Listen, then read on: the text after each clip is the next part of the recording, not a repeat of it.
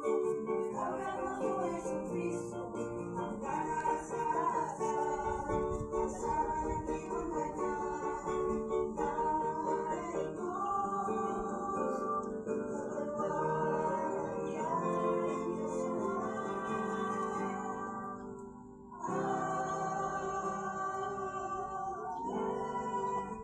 kapatid, muli ay ating naalala at sinasariwa ang kamatayan at buhay ng ating kapatid na si Teresita na nagdulot sa atin ng matibay na pananalig-sawa at pagpapatawad ng Diyos. Ipagkaloob nawa ng Diyos na ang ating inaalalang kapatid na tinawag niya ayon sa iyong kalooban ni ating mapanaligang na kami kapiling niya sa buhay at walang hanggan. At upang maging marapat tayong sa banal na pagdiriwang pili natin ating pinakapatan. Ama namin makapangyarihan, ngayon ginaganap namin ang taon ng paggunita sa pagyaw ni Teresita. Hinihingi namin sa iyong pagkamitin at pagpapalang na bumapaw at marapat din siyang atampal sa tanang mga banal. Sa pamamagitan ni si Kristo kasama Espiritu Santo na taas pa. Amen. Magsiupo na po ang lahat.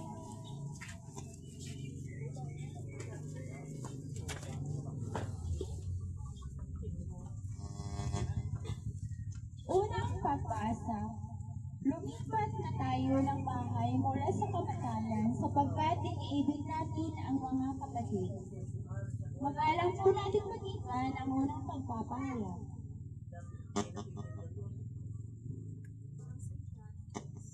Mula sa unang sulat ni Apostol Samuel, mga pinakamamahal, nalalaman natin lumipat na tayo sa buhay mula sa kamatayan, sapagkat iniibig natin ang mga kapatid.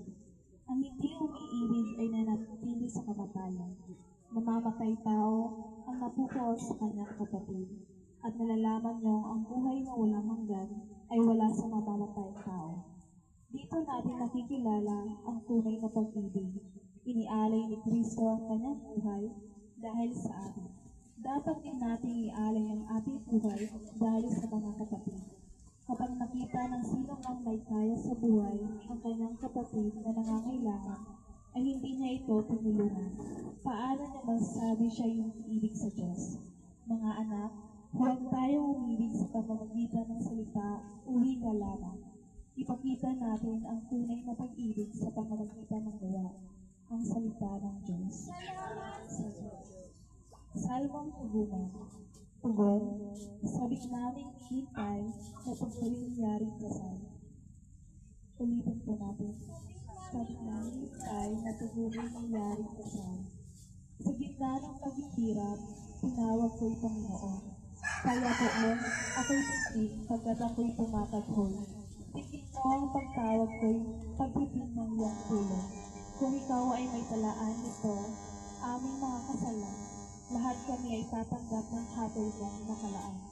Ngunit iyong ipatawad, kasalanan ay nilimot, pinatawad mo nga kami upang sa iyo ay matakot.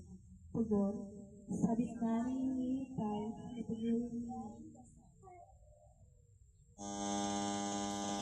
Sabik akong naghihintay sa tulong mo, Panginoon, pagkat ako'y may tiwala sa pangako mong pagtulong. Yaring aking pananabik, Panginoon, ay higit pa sa serenong naghihintay sa pagsapit ng umaga. Tugon, sabik namin hinihintay, na tuloy yaring kasal. Magtiwala ka, Israel, magtiwala sa iyong Diyos. Matatag at titubukas ang pag-ibig ng tulong. Lagi siyang nahahanda sa sino man ay tumubos. Ililigtas ang Israel, yaong kanyang mga higirang, ililigtas niya sila sa kanilang kasalanan. Tugon, sabik namin hinihintay na tugunin yaring kasal. Magsitayo na po ang lahat at ating pong parangalan ng mabuting pahinga.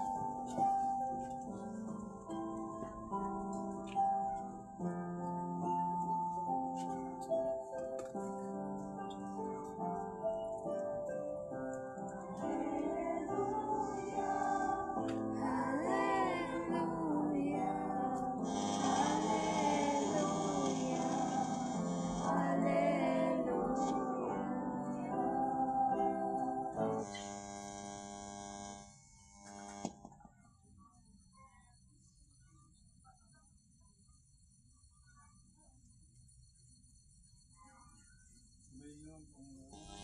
sumainyo rin. Ang mabuting balita ng Panginoon ayon kay Sa. Luwalhati sa iyo, Panginoon.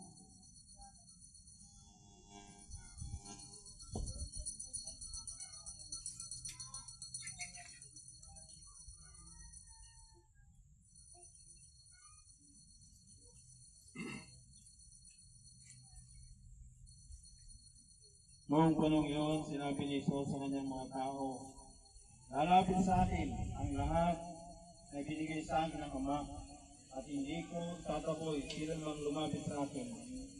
Kapagkat ako'y bumaba mula sa langit, hindi upang gawin ang kalooban ko, kundi ang kalooban ang nagsugo sa akin. At ito ang kanyang kalooban. Huwag kong pababayaan mawala kahit isa sa aming binigay sa akin, kundi muling buhayin sila sa huling araw, sapagkat ito ang kalooban ng aking Ama, ang lahat ng makakita at nananalig sa anak ay magkakaroon ng buhay na walang hanggan. At sila ay muli kong bubuhayin sa huling araw, ang mabuting balita ng Panginoon.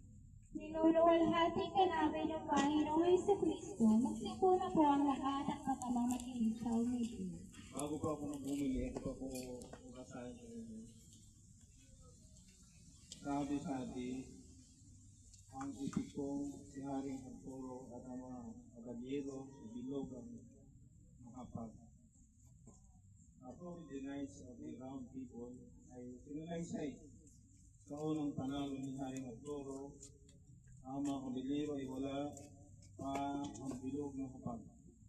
Subalit ang hari ay umilog sa lupa sa pamamagitan ng espada at tinipon sa paligid. Dito ang mga kabalyero ay